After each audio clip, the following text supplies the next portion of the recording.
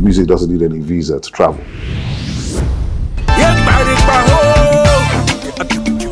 Originality, authenticity, and showmanship. Talent is just 5%. I honestly thought I was going to be a dancer. The biggest thing that drove me in terms of developing my sound had to be curiosity. The person closest to Fela in this day and age is Burna Boy. See the world as though its hand and the guys have played us hard. In the memory of you, I'll listen to our favorite song as it comes on the radio. The music industry, a world of dreams and ambition. For some, it's a path to fame and fortune. For others, the journey can be short-lived, and fortunes can be lost in the blink of an eye. Music is just a means to an end. Music gives you the name, it gives your face currency because everybody knows your face. What you do with that currency that is your face and your name is totally up to you. This generation of artists, I don't foresee any of them having future financial problems because they are properly structured, right? And it's not so much about the record labels or anything. It's to do with the individual and how the individual is being managed. You have at least 10,000 young millionaires from the music industry as we speak. I'm just being conservative. Beyond the fame and the glitter is the sound. Sound is the heartbeat of music. Almost every music style in Nigeria had influences from other cultures. A typical example is the high life music. More of it came from the experiences that were coming from Ghana. The big musicians, some of them started with high life music, then started infusing jazz and started having the unique sound and unique lyrics and all that. Music is always evolving. You need to be actively following the pace at which it's changing, because one day it's sounding like this, tomorrow it's another type of sound that is trending. So I feel like you need to be versatile as an artist to adapt to different sounds when they come, because if you don't change or evolve, you're going to be left behind. With music, I think it's the repetitive hearing of a piece of good work that makes it a hit song. I like reasonable music. I don't like listening to just sounds and voice, so I like the lyrics matter. In the beginning, the journey of an artist begins with a dream. I had always known that I was going to end up, being in music. I met Jake Solo, who was then about the only international producer that we had in the country. He just came back from UK. I decided to, follow the tutelage from him of how to produce music. Himself, two other producers, one from England and one from Jamaica, Tom Lero and Abe Aaron. By the time I started working with these guys, I found out that music was actually very interesting in terms of production. As a child, I watched people like Majek Fashek, Righteous Man, Sonny Okosu, Produce Liberty on TV, and I just desired to be in that environment. We're getting heavily influenced by a lot of the hip hop music coming from America, and we thought, we could do this too. Somewhere in between, I think I had the nerve to go into a studio. So by the time I was in SS2, I was the only student in Federal Government College, Abuja, who had a recorded piece of music, and that changed everything for me. When I went to school, I still used to follow my seniors in school that were making music and learn from them, go to studio with them sometimes. When I was able to save enough money to have my own first recording session, I did that when I was in SS3. I made my first song. I sent it to all my friends, my family, my friends in school started supporting me.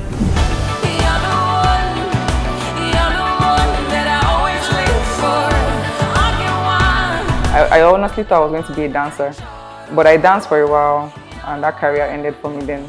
A friend of mine invited me to the studio one day. He's like, you sing in high school, come over, let's see what you can do. And I just went to the studio and people were like, oh my God, you should do your own music, and that's how we started. Breaking into the music industry is a test of endurance.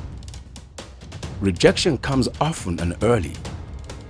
Doors close, promises break, yet some artists refuse to give up. When I got to Lagos, I tried a couple of all that whole process of making demo tapes and submitting to record companies. Not much worked. Demos upon demos, demos upon demos, rejections here and there. We're just taking our demos everywhere. There are so many people carrying demos. If I don't know the criteria, that made them sign those people they signed. I prayed that the next demo tapes I'm going to make, I don't want to walk all over the place and then my shoes bend again before I get somebody to pay attention to the music. So I didn't really have such challenges. I'm not one of those who was, like going about with a demo looking for. So I was lucky, like I said, because I started from behind. I've been a young artist who came to Lagos trying to get a deal, focused on his craft, very talented. I would out-rap anybody, anywhere. You ain't never gonna get it if you never been in better than the cycle where we only let the best of friends. Cause a lot of artists come out and they want to talk about, I'm the next Wizkid or I'm the next Davido, and I tell them all the time, no, you have to be the first version of yourself.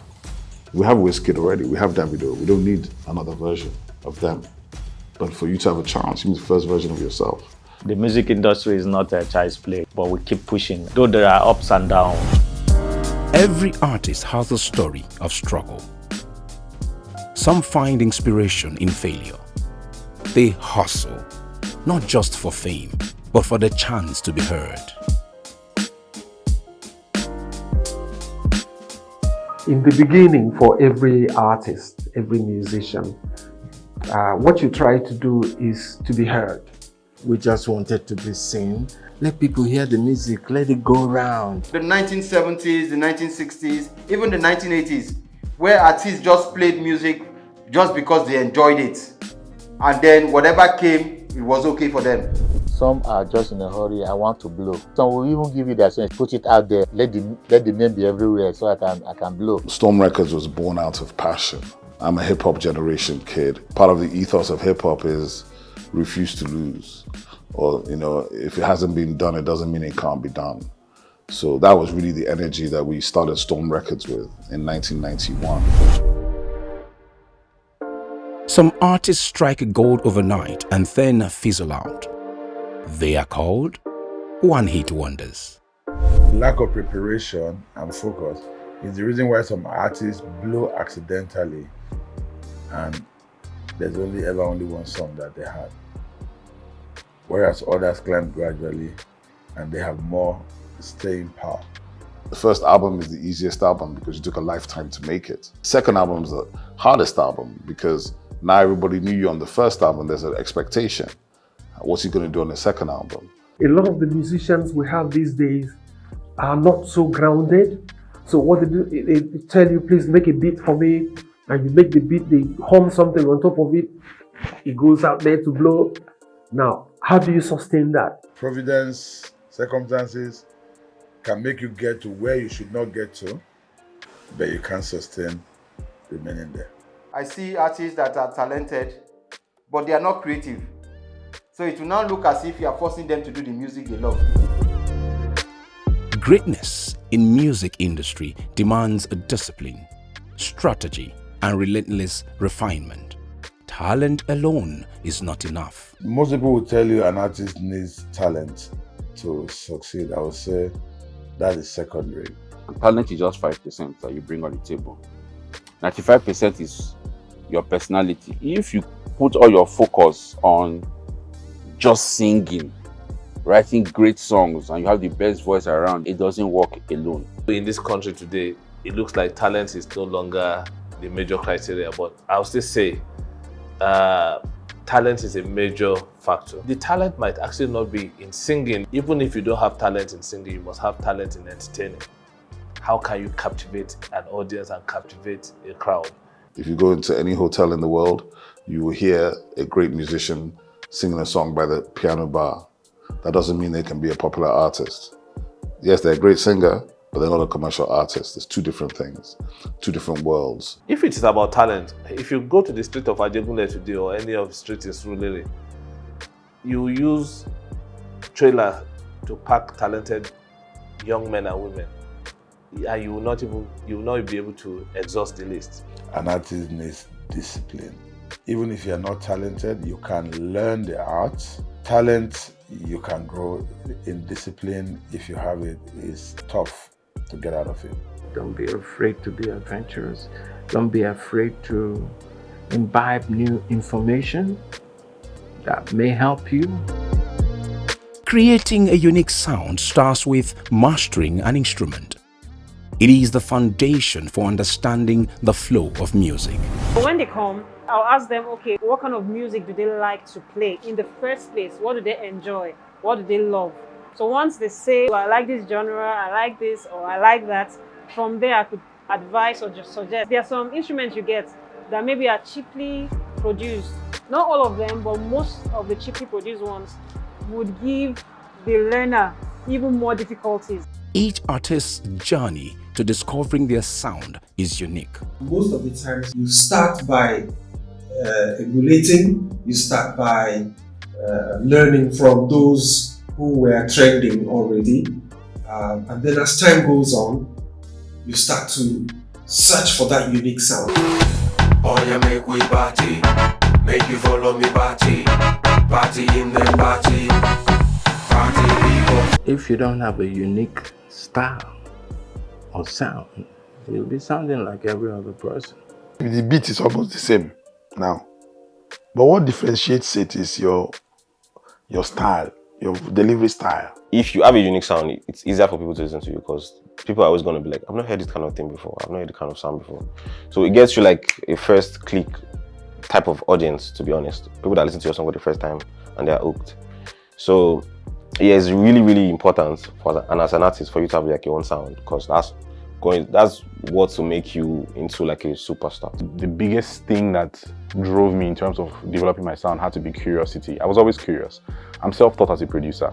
I found the software FL Studio and I figured it out over time. I'm half Yoruba and half Igbo, so you would hear a lot of Igbo and Yoruba in my music, and you also hear a lot of the elements. You hear a lot of conga, you hear a lot of gong, you hear a lot of chants, you hear a lot of Igbo traditional music in my stuff.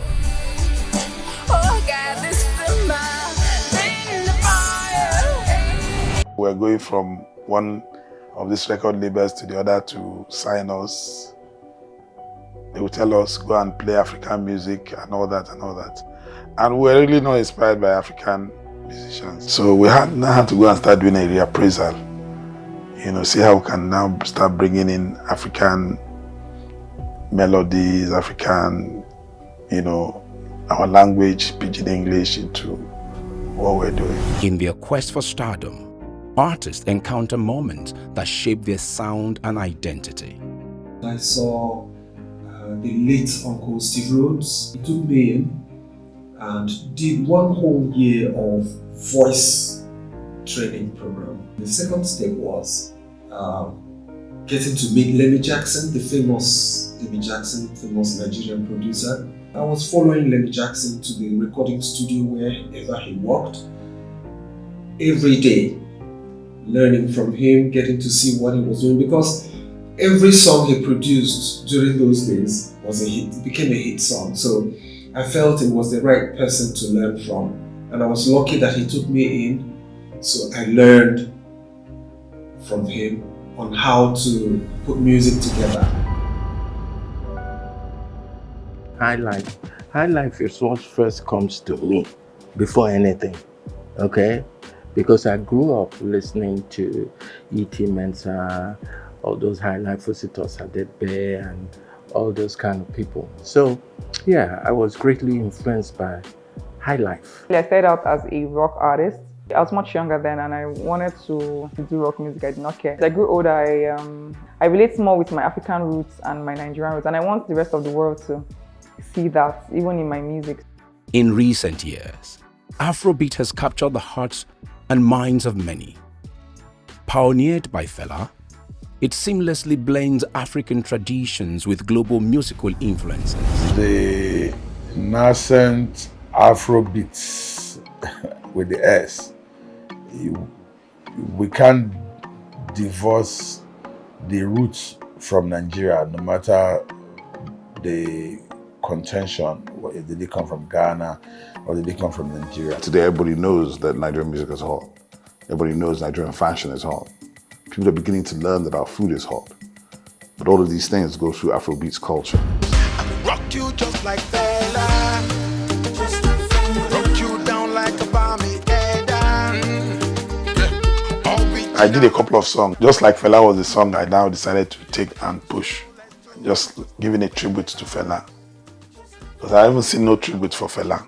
Mine was just a compliment, just to, give compliment to Fela.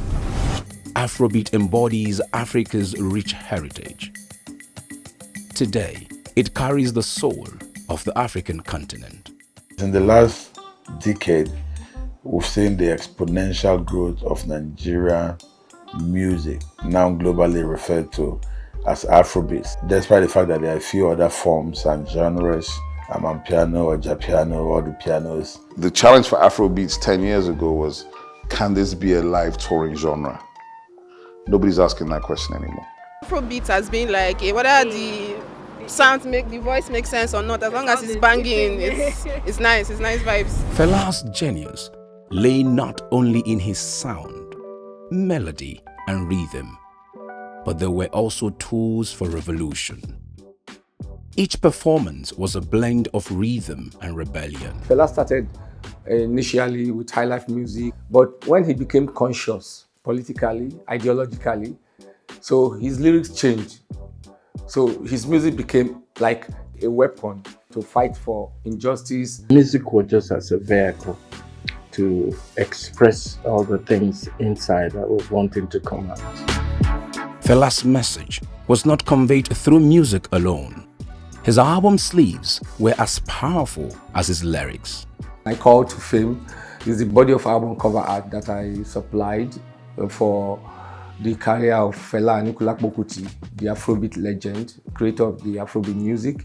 As an individual artist, I designed 26 album covers for Fela's music between 1974 and 1993. Each of Fela's album sleeve told a story. And I didn't use my art to illustrate Fela's lyrics literally. I didn't follow the lyrics word for word. I would do from my own perspective also as a Pan-Africanist, and for being able to understand everything Fela was aiming to achieve. A lot of places I've been outside this country, people will tell me they got introduced to Fela's music by my artwork. They were in a record store and they saw, the Zani illustration, and they just pick up the album. Let's hear you understand? Some argue that Afrobeat is not entirely Fela's original creation.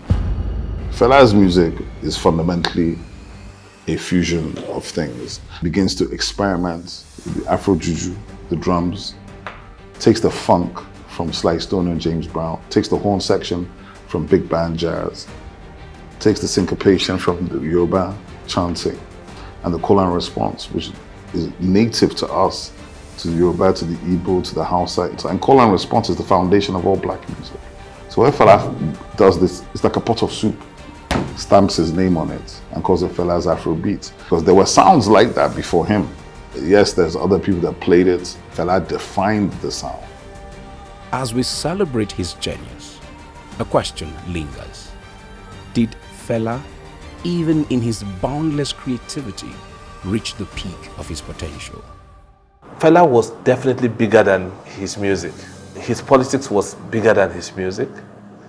His ability to command attention to himself was bigger than his music, because how many people have pulled the stunts of marrying 27 wives in the same day? And that was Fela that lived in the age of, not even in the age of social media. Fela did not have the privilege of having an Instagram account or having a song being played on TikTok. Just dint of hard work, sheer talent, and putting those kind of genius classic music together. Fela was extremely stubborn, and it's one of the reasons why he wasn't able to work with Quincy Jones. So Fela was actually supposed to record with Quincy Jones before he made Thriller. If Fela had done that album with Quincy Jones in 1981, Fela would have been massive as a global star, because Quincy Jones understands how to translate that music and make it packageable for everybody. When I look up, When I look down, when I look at my side. Many artists have greatly benefited from Fela's rich musical heritage. When I look my side. Afrobeat is where I belong, you know.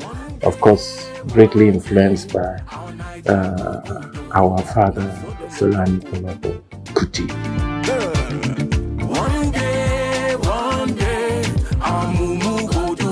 Fela is one of the most generous African ancestors. In the great beyond, from the land of the ancestors, he's still helping generation of young musicians to still blow up. From Burna Boy to everybody else that you can think of, they've sampled a piece of Fela's music. By the 90s, he's probably been sampled 100 times by rappers because they can hear those loops, they can hear those sounds. After I did 1990, I went to Fela. He wasn't ready for me that day because I played the demo for Fela.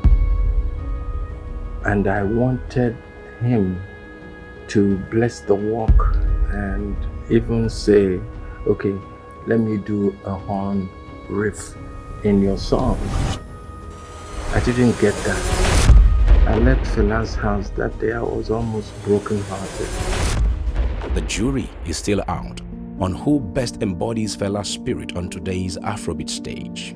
Even though Fela was holding it down as the king, you know, I just wanted to be the prince. The person closest to Fela in this day and age is Burna Boy, right? Because Burna Boy has it all. He's got the fashion, Fela had the fashion.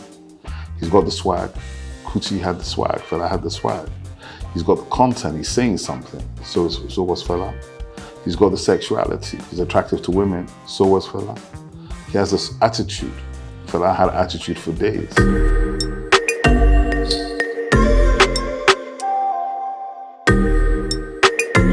At the end, it all comes back to sound. Sound is the heartbeat of those who dare to dream.